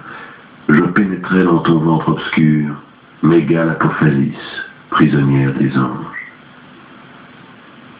N'était-ce pas toi que je cherchais? Peut-être suis-je ici à t'attendre toujours, toi? Chaque fois, je t'ai perdu parce que je ne t'ai pas reconnu. Chaque fois, je t'ai perdu parce que je t'ai reconnu et n'ai pas osé. Chaque fois, je t'ai perdu parce qu'en te reconnaissant, je savais que je devais te perdre. Mais où es-tu passé hier soir? Je me suis réveillé ce matin et j'avais mal à la tête. Nous sûmes garder en mémoire les allusions secrètes. Je me précipitai pour lire en entier les 2 manifestes des Rose-Croix, la Fama et la Confessio. Et je donnai un coup d'œil aux noces chimiques de Christian Rosenkreutz, de Johann Valentin Andrea, parce qu'Andrea était l'auteur présumé des manifestes. Les 2 manifestes avaient paru en Allemagne entre 1614 et 1616, une trentaine d'années après la rencontre de 1584 entre Français et Anglais, mais presque un siècle avant que les Français dussent faire la jonction avec les Allemands. Je lus les manifestes avec le propos de ne pas croire à ce qu'ils disaient, mais de les voir en transparence, comme s'ils disaient autre chose. Je savais que pour leur faire dire autre chose, il fallait que je saute des passages, et que je considère certaines propositions comme plus importantes que d'autres. Mais c'était exactement ce que les diaboliques et leurs maîtres nous enseignaient. Si l'on évolue dans le temps subtil de la révélation, on ne doit pas suivre les chaînes minutieuses et obtuses de la logique et leur monotone séquence. Par ailleurs, À les prendre à la lettre, les deux manifestes étaient une accumulation d'absurdités, d'énigmes, de contradictions. Il ne pouvait donc pas dire ce qu'il disait en apparence. Par conséquent, il n'était ni un appel à une profonde réforme spirituelle, ni l'histoire du pauvre Christian Rosenkreutz. Il s'était un message codé, à lire en leur superposant une grille, et une grille laisse libre certains espaces, en couvre d'autres, comme le message chiffré de Provins, où comptaient seules les initiales. Moi, je n'avais pas de grille, mais il suffisait d'en supposer une, et pour la supposer, il fallait lire avec méfiance. Que les manifestes aient parlé du plan de Provins était indubitable. Dans la tombe de Christian Rosenkreutz, allégorie de la Grange aux Dîmes, la nuit du 23 juin 1344, avait été mise en réserve un trésor afin que le découvrit la postérité. Un trésor caché pendant 120 ans. Que ce trésor ne fût pas d'un genre pécuniaire, c'était tout aussi clair. Non seulement on polémiquait avec l'avidité ingénue des alchimistes, mais on disait ouvertement que ce qui avait été promis était un grand changement historique. Et si quelqu'un n'avait pas encore compris, le manifeste suivant répétait qu'on ne devait pas ignorer une offre qui concernait les Miranda Sextae Aetatis, les merveilles du 6e et ultime rendez-vous. Et on réitérait, si seulement il avait plu à Dieu de porter jusqu'à nous la lumière de son 6e candélabrum, si on pouvait lire tout dans un seul livre, et si le lisant, on comprenait et se rappelait ce qui a été, comme ce serait plaisant, si on pouvait transformer par le chant du message lu à voix haute les roches, lapis exhibis, en perles et pierres précieuses. Et on parlait encore d'arcanes secrets, et d'un gouvernement qui aurait dû être instauré en Europe, et d'un grand œuvre à accomplir. On disait que Christian Rosenkreutz était allé en Espagne, ou au Portugal, et qu'il avait montré aux doctes de là-bas où puiser au vrai indicia des siècles futurs. Mais en vain. Pourquoi en vain? Parce qu'un groupe templier allemand, au début du XVIIe siècle, mettait sur la place publique un secret très jalousement gardé, comme s'il fallait sortir à découvert pour réagir à quelques blocages du processus de transmission. Personne ne pouvait nier que les manifestes tentaient de reconstituer les phases du plan telles que les avait synthétisées Dieta Lévi. Le premier frère dont on signalait la mort, ou le fait qu'il était parvenu au terme, était le frère Io, qui mourait en Angleterre. Quelqu'un était donc arrivé triomphalement au premier rendez-vous, et on mentionnait une deuxième et une troisième génération. Et jusque-là, tout aurait dû être régulier. La deuxième génération, l'anglaise, rencontre la troisième génération, la française, en 1584. Et les gens qui écrivent au début du XVIIe siècle peuvent parler seulement de ce qui est arrivé aux trois premiers groupes. Dans les notes chimiques écrites par le jeune Andréen, et donc avant les manifestes, même si elles paraissent en 1616, on mentionnait 3 temples majestueux, les 3 lieux qui auraient dû être déjà connus. Cependant, je me rendais compte que les 2 manifestes parlaient certes dans les mêmes termes, mais comme s'il s'était produit quelque chose d'inquiétant. Par exemple, pourquoi tant insister sur le fait que le temps était venu, qu'était venu le moment, bien que l'ennemi eût mis en œuvre toutes ses ruses pour que l'occasion ne se concrétisât pas? Quelle occasion? On disait que le but final de ce Christian Rosenkreutz était Jérusalem, mais qu'il n'avait pas pu y arriver. Pourquoi?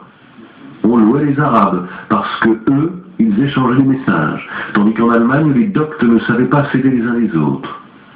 Et il était fait allusion à un groupe plus grand qui veut accaparer toute la pâture pour soi.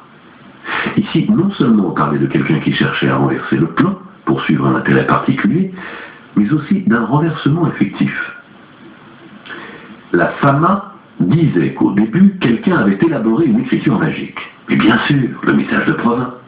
Encore que l'horloge divine enregistre toutes les minutes et que nous ayons peine à sonner les heures pleines. Qui avait manqué au battement de l'horloge divine? Qui n'avait pas su arriver à un certain point au bon moment?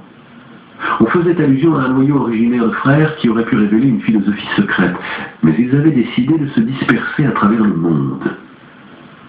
Les manifestes dénonçaient un malaise, une incertitude, un sentiment de désarroi. Les frères des premières générations avaient fait en sorte d'être remplacés chacun par un successeur digne. Mais ils avaient décidé de tenir caché le lieu de leur sépulture, ce qui explique que nous l'ignorions encore aujourd'hui. À quoi faisait-on allusion? Qu'est-ce qu'on ignorait? De quel sépulcre n'avait-on pas l'adresse? Il était évident que les manifestes avaient été écrits parce qu'une certaine information avait été perdue, et on faisait appel à qui, par hasard, la connaîtrait afin qu'il se manifestât. La fin de la fama est sans équivoque. Nous demandons de nouveau à tous les doctes en Europe de mesurer d'un esprit réfléchi la prière que nous leur adressons, de nous communiquer le résultat de leurs réflexions, car, même si pour l'heure nous n'avons pas encore révélé nos noms, quiconque nous fera parvenir son propre nom pourra s'entretenir avec nous de vive voix ou, s'il existait quelque empêchement, par écrit. Exactement ce que se proposait de faire le colonel en publiant son histoire, contraindre quelqu'un à sortir du silence. Il y avait eu un saut, une pause, une parenthèse, une incohérence. Dans le sépulcre de CR, Christian Rosenkreuz, il n'y avait pas écrit seulement poste 120 Agnos Patevos, pour rappeler le rythme des rendez-vous, mais aussi Nequaquam vacuum. Non pas le vide n'existe pas, mais bien le vide ne devrait pas exister. Et en revanche, il s'était créé un vide qui devait être comblé. Mais une fois encore, je me demandais pourquoi ces considérations étaient-elles faites en Allemagne, où tout au plus la 4e génération devait simplement attendre, avec une sainte patience, que vint son tour. Les Allemands ne pouvaient pas se désoler. En 1614, d'un rendez-vous manqué à Marienburg, puisque le rendez-vous de Marienburg était prévu pour 1704. Seule une conclusion était possible. Les Allemands protestaient que ne se fût pas produit le rendez-vous précédent. Voilà la clé. Les Allemands de la 4e génération déploraient que les Anglais de la 2e génération eussent manqué les Français de la 3e génération. Mais bien sûr, on pouvait repérer dans le texte des allégories d'une transparence franchement puérile. On ouvre le tombeau de CR et on y découvre les signatures des frères du 1er et du 2e cercle, mais pas du 3e. Portugais et Anglais sont là, mais où sont les Français? En somme, les deux manifestes Rose-Croix faisaient allusion, si on savait les lire, au fait que les Anglais avaient manqué les Français. Et selon ce que nous avions établi de notre côté, les Anglais étaient les seuls à savoir où ils auraient pu trouver les Français. Et les Français les seuls à savoir où trouver les Allemands. Mais même si en 1704 les Français avaient déniché les Allemands, ils se seraient présentés sans les 2/3 de ce qu'ils devaient remettre. Les Rose-Croix sortent à découvert, risquant ce qu'ils risquent, car c'est là l'unique façon de sauver le plan. Nous ne savons donc pas avec certitude. Je le dis péremptoirement à Belbo et Diotallevi. Ils convinrent que le sens secret des manifestes était très ouvert, même pour un occultiste. À présent tout est clair, dit Diotallevi. Nous nous étions entêtés à penser que le plan s'était bloqué dans le passage entre Allemands et Pauliciens, et en revanche il s'était arrêté en 1584, dans le passage entre Angleterre et France. Mais pourquoi? Demanda Belbo. Avons-nous une bonne raison pour que, en 1584, les Anglais ne parviennent pas à concrétiser le rendez-vous avec les Français? Les Anglais savaient où était le refuge, mieux, ils étaient les seuls à le savoir. Il voulait la vérité, et il activa Aboulafia. Il demanda pour essayer une connexion des deux données seulement. Et l'output fut Minnie est la fiancée de Mickey, 30 jours à novembre, avec avril, juin et septembre. Comment interpréter? Demanda Belbo. Minnie a un rendez-vous avec Mickey, mais par erreur, elle le lui donne le 31 septembre, et Mickey... Arrêtez tous, dis-je. Minnie aurait pu commettre une erreur seulement si elle avait donné son rendez-vous le 5 octobre de l'année 1582. Et pourquoi? La réformation grégorienne du calendrier. Mais c'est normal. En 1582, entre en vigueur la réformation grégorienne qui corrige le calendrier julien. Et pour rétablir l'équilibre, elle abolit 10 jours du mois d'octobre, du 5 au 14. Mais le rendez-vous en France est pour l'année 1584, la nuit de la Saint-Jean, le 23 juin, dit Belbo. En effet, mais si mes souvenirs sont bons, la réformation n'est pas entrée tout de suite en vigueur partout. Je consultais le calendrier perpétuel que nous avions sur les étagères. Voici, la réformation est promulguée en 1582 et on abolit les jours du 5 au 14 octobre. Mais cela ne marche que pour le pape. La France adopte la réformation en 1583 et abolit les jours du 10 au 19 décembre. En Allemagne, un schisme a lieu et les religions catholiques adoptent la Réformation en 1584, comme en Bohême, tandis que les religions protestantes l'adoptent en 1775. Vous comprenez? Presque 200 ans après. Pour ne rien dire de la Bulgarie, c'est là une donnée à tenir présente, qui l'adopte seulement en 1917. Voyons maintenant l'Angleterre. Elle passe à la Réformation grégorienne en 1752. Normal, en haine des papistes, ces anglicans résistent aussi pendant 2 siècles. Et alors, vous comprenez ce qui s'est passé, la France abolit 10 jours à la fin de l'année 1583. Et pour le mois de juin 1584, tout le monde s'est habitué. Mais quand en France, c'est le 23 juin 1584, en Angleterre, c'est encore le 13 juin. Et vous pouvez imaginer si un brave Anglais, tout templier qu'il soit, et surtout en ces temps où les informations allaient encore au ralenti, a tenu compte de cette histoire. Ils conduisent à gauche encore aujourd'hui, et ils ignorent le système métrique décimal. Par conséquent, les Anglais se présentent au refuge leur 23 juin, qui pour les Français est désormais le 3 juillet. À présent, supposez que le rendez-vous ne dut pas avoir lieu en fanfare, fut une rencontre furtive dans un coin précis et à une heure précise. Les Français vont sur place le 23 juin. Ils attendent 1, 2, 3, 7 jours, et puis ils s'en vont en pensant qu'il est arrivé quelque chose. Et peut-être renoncent-ils désespérés, juste à la veille du 2 juillet. Les Anglais arrivent le 3 juillet, et ne trouvent personne. Et peut-être attendent-ils eux aussi 8 jours, et ils continuent à ne trouver personne. À ce point-là, les 2 grands maîtres se sont perdus. Sublime, dit Belleau. Ça s'est passé comme ça. Mais pourquoi ce sont les Rose-Croix allemands qui se remuent, et pas les Anglais? Je demandai un jour de plus, fouillai dans mon fichier, et revins au bureau rayonnant d'orgueil. J'avais trouvé une piste apparemment minime, mais c'est ainsi que travaille Sam Spade. Rien n'est insignifiant à son regard d'aigle. Vers 1584, John Dee, magicien et kabbaliste, astrologue de la reine d'Angleterre, est chargé d'étudier la réformation du calendrier julien. Les Anglais ont rencontré les Portugais en 1464. Après cette date, il semble que les îles britanniques sont saisies d'une ferveur kabbalistique. On travaille sur ce qu'on a appris en se préparant à la prochaine rencontre. John Dee est le chef de file de cette renaissance magique et hermétique. Il se constitue une librairie personnelle de 4000 volumes qui a l'air d'être organisée par les Templiers de Provins. Sa Mona Hieroglyphica paraît directement inspirée de la Tabula Smaragdina, Bible des alchimistes. Et que fait John Dee à partir de 1584? Il lit la Steganographia de Trithème, et il la lit sur manuscrit, parce qu'elle sortira pour la première fois imprimée dans les premières années du XVIIe seulement. Grand maître du noyau anglais qui a subi l'échec du rendez-vous manqué, Dee veut découvrir ce qui s'est passé, où l'erreur a eu lieu.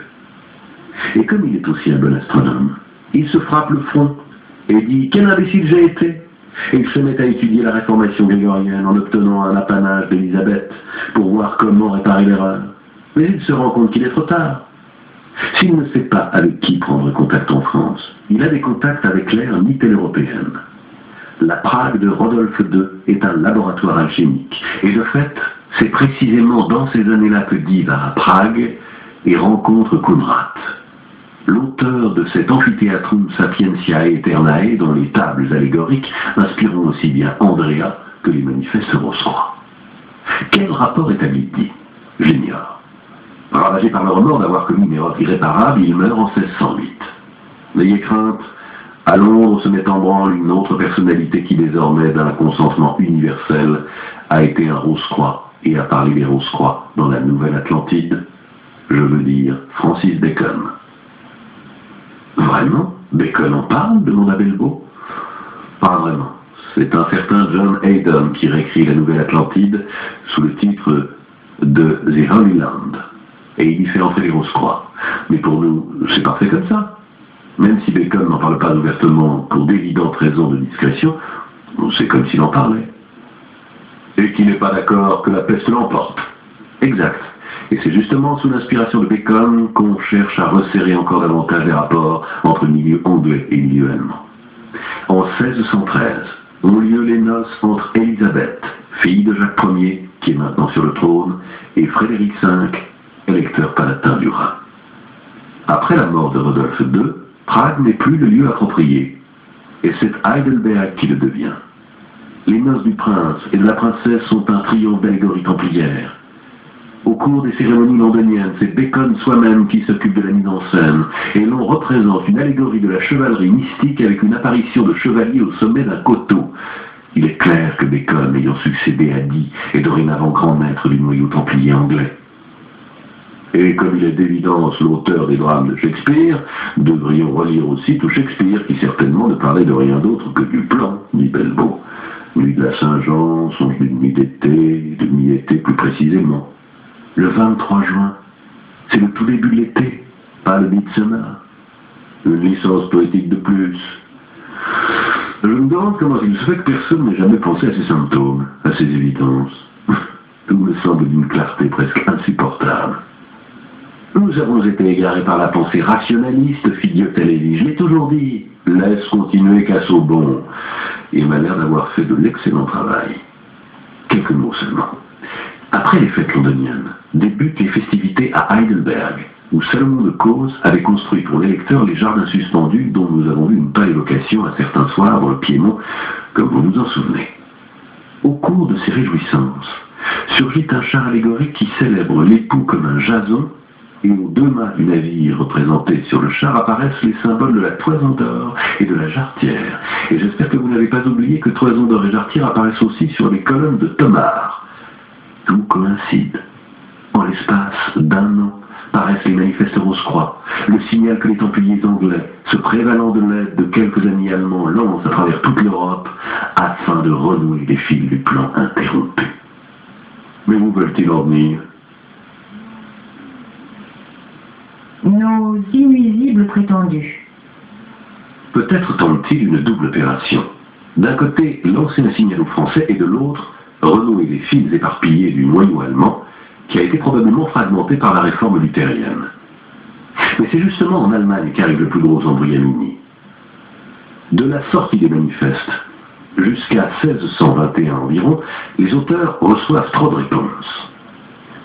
Je citais quelques-unes des innombrables plaquettes qui avaient paru sur le sujet, celles avec lesquelles je m'étais amusé une nuit à Salvador, avec Amparo. Il est probable que dans le tas, il y en ait un qui sait quelque chose, mais il se confond d'une pléthore d'exaltés, d'enthousiastes, qui prennent à la lettre les manifestes, de provocateurs peut-être qui essaient d'empêcher l'opération, ou de cafouilleux. Les Anglais cherchent à intervenir dans le débat, à le régler. Ce n'est pas un hasard si Robert Flood, autre templier anglais en l'espace d'une année, écrit 3 ouvrages pour suggérer la bonne interprétation des manifestes. Mais la réaction est désormais incontrôlable. La guerre de 30 ans a commencé. L'électeur palatin a été vaincu par les Espagnols. Le Palatinat et Heidelberg sont terre de pillage. La Bohême est en flammes. Les Anglais décident de se replier sur la France et d'essayer là-bas.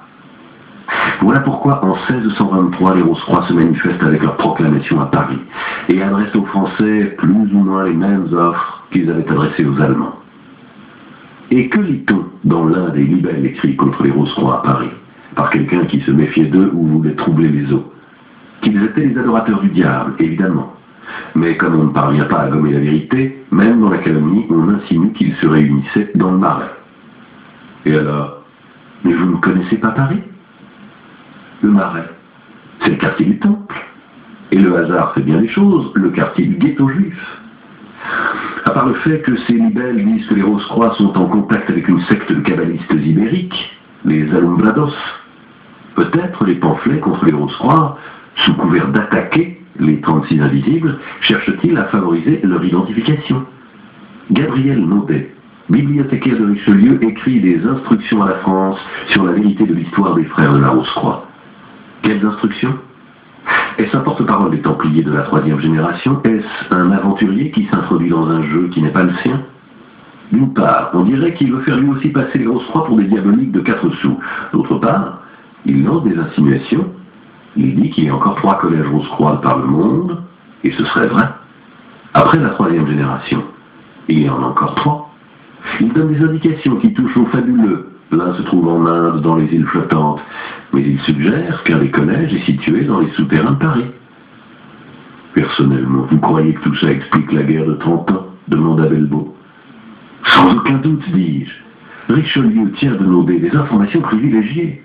Il veut mettre la main à la pâte dans cette histoire, mais il rate tout. intervient militairement et brouille encore plus les cartes. Cependant, je ne négligerai pas deux autres fêtes. En 1619, se réunit le chapitre des Chevaliers du Christ à Tomar, après 46 ans de silence. Il s'était réuni en 1573, peu d'années avant 1584, probablement pour préparer le voyage à Paris avec les Anglais, et après l'affaire des manifestes Rose-Croix, il se réunit de nouveau pour décider quelle ligne suivre. S'associer à l'opération des Anglais ou tenter d'autres voies. Bien sûr, dit Belleau, ce sont désormais des gens égarés dans un labyrinthe. Qui choisit une voie, qui en choisit une autre. On fait courir des bruits, on ne comprend pas si les réponses qu'on entend sont la voix de quelqu'un d'autre ou un écho de sa propre voix. Ils avancent tous à tâtons. Et que pourront bien faire entre-temps policiers et hiéros se limitent. On aimerait bien le savoir, dit Diotallevi. Mais je ne négligerai pas le fait que c'est à cette époque que se répand la cabale luriane et qu'on commence à parler du bris des vases. Et à cette époque circule de plus en plus l'idée de la Torah comme message incomplet. Il existe un écrit assidien polonais qui dit « S'il s'était en revanche produit un autre événement, d'autres combinaisons de lettres seraient nées. » Pourtant, bien entendu, les kabbalistes n'aiment pas que les Allemands aient voulu devancer les temps. La juste succession et l'ordre de la Torah sont restés cachés. Et ils ne sont connus que du saint. Loué soit-il. Mais ne me faites pas dire des folies. Si la sainte Kabbale aussi est impliquée dans le plan, si plan il y a, il doit tout impliquer. Ou il est global, ou il n'explique rien, dit Belleau. Mais Casaubon avait parlé d'un second indice. Oui, et même c'est une série d'indices. Encore avant que la rencontre de l'année 1584 ne rate, John Dee avait commencé à s'occuper d'études cartographiques et à organiser des expéditions navales. Et à coquiner avec qui? Avec Pedro Núñez, cosmographe royal du Portugal. Dee joue de son influence sur les voyages de découverte pour le passage au nord-est vers le Cathay. Il investit de l'argent dans l'expédition d'un certain Frobisher qui pousse jusque vers le pôle et en revient avec un esquimau que tout le monde prend pour un mongol. Il aiguillonne Francis Drake et l'incite à faire son voyage autour du monde. Il veut qu'on voyage vers l'Est parce que l'Est est le principe de toute connaissance occulte et au départ de je ne sais plus quelle expédition, il évoque les anges. Et ça voudrait dire quoi? Il me semble que Dee n'était pas vraiment intéressé à la découverte des lieux, mais à leur représentation cartographique. Raison pourquoi il avait travaillé en contact avec Mercator et avec Ortelius, grand cartographe. C'est comme si à partir des lambeaux de messages qu'il tenait entre les mains, il avait compris que la reconstitution finale devait amener à la découverte d'une carte et qu'il cherchait à y arriver pour son propre compte. Mieux, je serais tenté de dire plus, comme M. Garamond. Est-il possible qu'à un homme d'étude de son gabarit eût vraiment échappé la discordance entre les calendriers? Et s'il l'avait fait exprès? Dee a l'air de vouloir reconstituer le message tout seul, passant par-dessus les autres groupes. Je soupçonne qu'avec Dee, l'idée fasse son chemin que le message puisse être reconstitué par des moyens magiques ou scientifiques, mais sans attendre que le plan s'accomplisse. Syndrome d'impatience. Le bourgeois conquérant est en train de naître, et se corrompt le principe de solidarité sur quoi reposait la chevalerie spirituelle. Si telle était bien l'idée de Dee, que dire de Bacon? À partir de ce moment, les Anglais s'emploient à la découverte du secret en mettant à profit tous les secrets de la nouvelle science. Et les Allemands? Les Allemands, il sera bon de leur faire suivre la voie de la tradition. Ainsi pouvons-nous expliquer au moins 2 siècles d'histoire de la philosophie, empirisme anglo-saxon contre idéalisme romantique. Et nous sommes graduellement en train de reconstituer l'histoire du monde, dit Diotallevi. Nous sommes en train de réécrire le livre. Ça me plaît, ça me plaît. Un autre cas curieux. Les jours suivants, Jacopo Belleau se mit à dévorer des ouvrages historiques autour de la période des Grosses-Croix. Cela me sembla évident. Pourtant, lorsqu'il nous raconta ses conclusions, de ses affabulations, il nous donna la trame nue, dont nous tirâmes de précieuses suggestions. Mais je sais à présent qu'il était en train d'écrire sur Abou Lafia une histoire bien plus complexe, où le jeu frénétique des citations se mêlait à ses mythes personnels. Placé devant la possibilité de combiner des fragments d'une histoire qui appartenait à d'autres, il retrouvait l'impulsion d'écrire, sous une forme narrative, sa propre histoire. À nous, il ne le dit jamais. Et me reste le doute s'il expérimentait avec un certain courage ses possibilités d'agencer une fiction ou s'il ne s'identifiait pas comme un quelconque diabolique avec la grande histoire qui déraillait. Philname, l'étrange cabinet du docteur D. Longtemps j'oubliais d'être Talbot, depuis que j'ai décidé de me faire appeler Kelly, au moins. Dans le fond, je n'avais que falsifié les papiers, comme tout le monde. Les hommes de la reine sont sans merci pour couvrir mes pauvres oreilles coupées. Je suis forcé de porter cette calotte noire. Et ils ont tous murmuré que j'étais un magicien. Alors, ainsi soit-il, sauf s'être nommé le docteur D. Prosper. Je suis allé le trouver à Mortlake, et il était en train d'examiner une carte géographique. Il s'est montré vague, le diabolique vieillard, éclair sinistre dans ses yeux rusés, la main ossue qui caresse une barbiche caprine. C'est un manuscrit de Roger Bacon, me dit-il, et il m'a été prêté par l'empereur Rodolphe II. Vous connaissez Prague? Je vous conseille de la visiter, vous pourriez y déceler quelque chose qui changera votre vie. Tabula locurum rerum et thesarurum absconditorum menabani. En lorgnant de côté, je vis quelque chose de la transcription d'un alphabet secret qu'essayait le docteur. Mais il cacha aussitôt le manuscrit sous une pile d'autres feuilles jaunies. Vivre à une époque et dans un milieu où chaque feuille, même si elle vient de sortir de la fabrique du papetier, est jaunie. J'avais montré au docteur D certains de mes essais, surtout mes poésies sur la Dark Lady, si lumineuses images de mon enfance, sombres parce que réabsorbées par l'ombre du temps qui s'était dérobé à ma possession. Et un de mes canevas tragiques, l'histoire de Jim de la Papaye qui revient en Angleterre à la suite de Sir Walter Raleigh et découvre son père tué par son frère incestueux, Jusquiam. Vous avez les dons qu'elle est, m'avait dit. Il y a un jeune homme, fils naturel de vous ne pouvez même pas vous imaginer qui, et je veux le faire s'élever en renommée et honneur. Il a un talent médiocre, vous serez son âme secrète. Écrivez, et vivez à l'ombre de sa gloire à lui. Seuls vous et moi saurons que c'est la vôtre qu'elle est. Et me voilà depuis des années rédigeant les canevas qui, pour la reine et l'Angleterre tout entière, circulent sous le nom de ce jeune homme pâle. If I have seen further, it is by standing on ye shoulders of a dwarf. J'avais 30 ans et je ne laisserai personne dire que c'est le plus bel âge de la vie. William, je lui ai dit, faites-moi pousser les cheveux sur les oreilles, ça te va bien. J'avais un plan, me mettre à sa place. On peut vivre en haïssant le secoue la lance qu'on est en réalité. That sweet gift which slowly erupts from me. Du calme qu'elle est, me dit-il. Grandir dans l'ombre le privilège de qui se prépare à la conquête du monde. Keep a low profile. William sera une de nos façades. Et il m'a mis au courant, ou en partie seulement, du complot cosmique. Le secret des Templiers. La mise, j'ai demandé. Ye globe. Longtemps je me suis couché de bonne heure, mais un soir à minuit, j'ai fouillé dans le coffret privé de Dee, j'ai découvert une formule, j'ai voulu évoquer les anges, ainsi qu'il fait par les nuits de pleine lune. Dee m'a trouvé renversé sur le sol, au centre du cercle de macrocosme, comme frappé d'un coup de fouet. Au front, le pentacle de Salomon. Maintenant, je dois encore plus la tirer sur les yeux, ma calotte. Tu ne sais pas encore comment on fait, m'a dit Dee. Gaffe à toi, ou je te ferai arracher le nez aussi.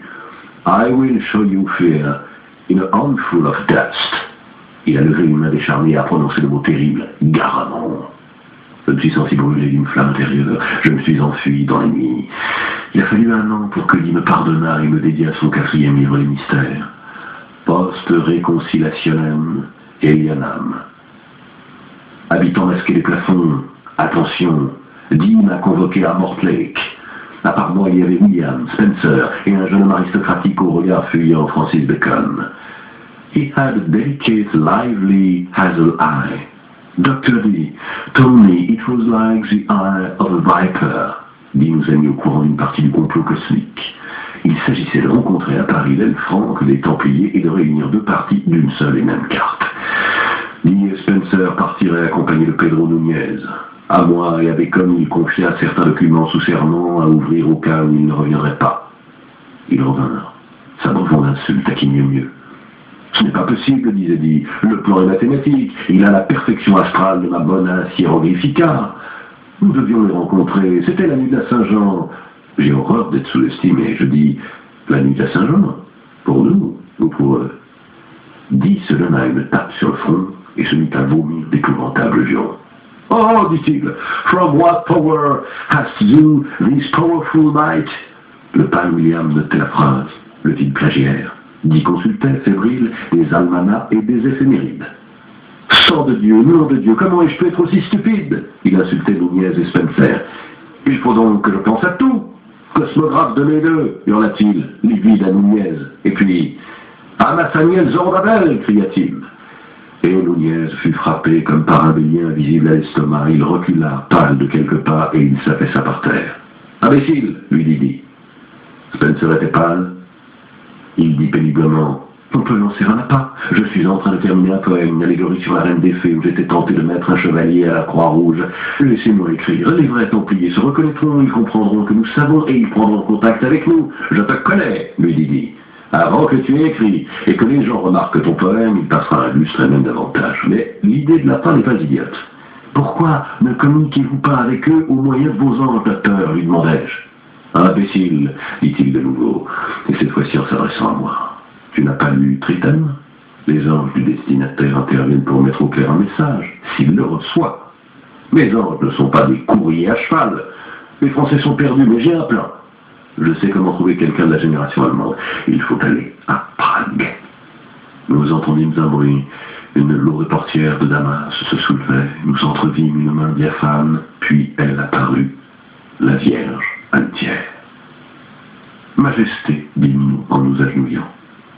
Dis, dit-elle, je sais tout. Ne croyez pas que mes ancêtres ont sauvé les chevaliers pour ensuite leur octroyer la domination du monde. J'exige, vous comprenez, qu'à la fin, le secret soit l'apanage de la couronne. Majesté, je veux le secret à tout prix, et je le veux pour la couronne. Je veux en retrouver les autres possesseurs si c'est le chemin le plus court, mais quand ils m'auront confié stupidement ce qu'ils savent, il ne me sera pas difficile de les éliminer, ou par le poignard, ou par l'aqua tofana. Sur le visage de la Reine Vierge se peignit un sourire atroce. Ainsi, c'est bien, dit-elle, mon bon dit. Je ne veux pas beaucoup, seulement le pouvoir total. À vous, si vous réussissez, la jarretière, à toi, William, et elle s'adressait rubrique douceur au petit parasite, une autre jarretière et une autre toison d'or. Suis-moi. Je suis sur elle, l'oreille de William. Perforce, I am thine, and that is in me. William me gratifia d'un regard d'onctueuse reconnaissance et suivit la reine, disparaissant derrière la portière. Je tiens la reine. Je fus avec Dee dans la ville d'or. Nous parcourions des passages étroits, des malodorants, non loin du cimetière juif. Et Dee me disait de faire attention. Si la nouvelle du contact manqué s'est répandue, disait-il, les autres groupes doivent se remuer pour leur propre compte. Je crains les juifs. Les hiérosonymiens ont ici à Prague trop d'agents. C'était le soir. La neige luisait, bleuâtre. Devant la sombre entrée du quartier juif, les éventaires de la foire de Noël étaient accroupis avec au milieu d'eux, tendus de draps rouges et éclairés par des torches fumantes, la scène obscène d'un théâtre de marionnettes. Mais sitôt après, on passait sous une arcade de pierre de taille, et près d'une fontaine en bronze dont les grilles laissaient pendre des stalactites de glace, s'ouvrait la voûte d'un autre passage. Sur de vieilles portes, des têtes d'or et de lion mordaient des anneaux de bronze. Un léger frémissement courait le long de ces murs, d'inexplicables râles roulaient des toits bas et coulaient dans les chaînes d'eau. Les maisons trahissaient une existence fantomatique, occulte d'âme de la vie. Un vieil usurier enveloppé dans une cimare élimée nous effleura presque en passant et il me sembla l'entendre murmurer « Gardez-vous d'Athanasius Pernat !» Dee murmura à son tour « Je crains un tout autre Athanasius !» Et soudain, nous fûmes dans la ruelle des faiseurs d'or.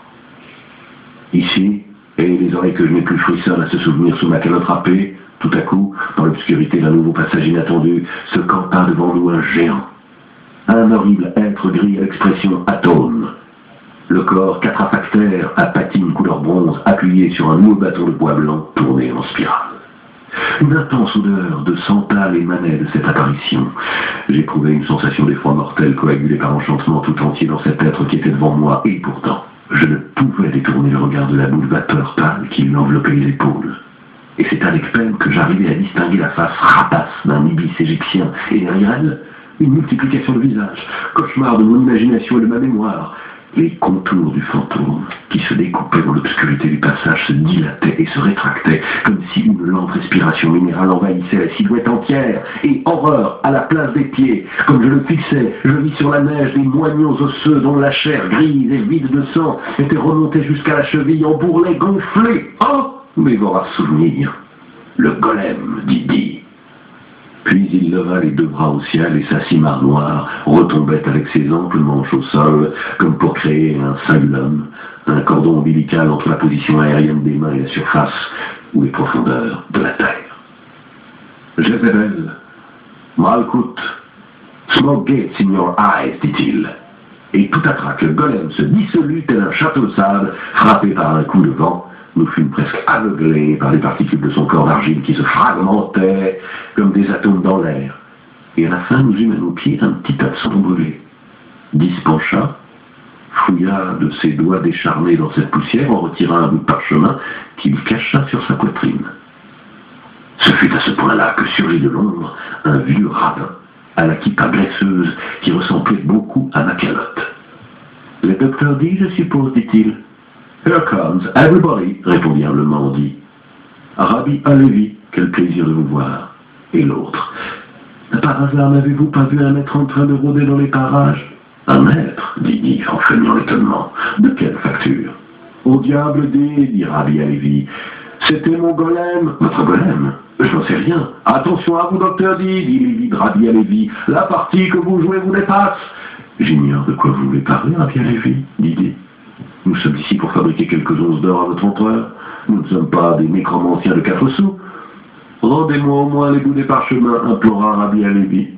Quel bout de parchemin, demanda dit avec une diabolique ingénuité.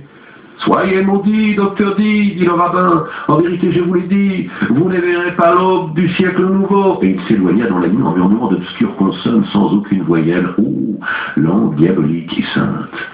Guy s'était adossé au mur humide du passage, le visage terreux, les cheveux dressés sur la tête, comme ceux du serpent. Je connais Rabbi Alevi, dit-il. Je mourrai le 5 août 1608, calendrier grégorien. Et donc, quel est? Aidez-moi à mettre en œuvre mon projet. C'est vous qui devrez mener à son terme. Gilding Pale Stream, with Heavenly Alchemy. Rappelez-vous. Je me le serai rappelé.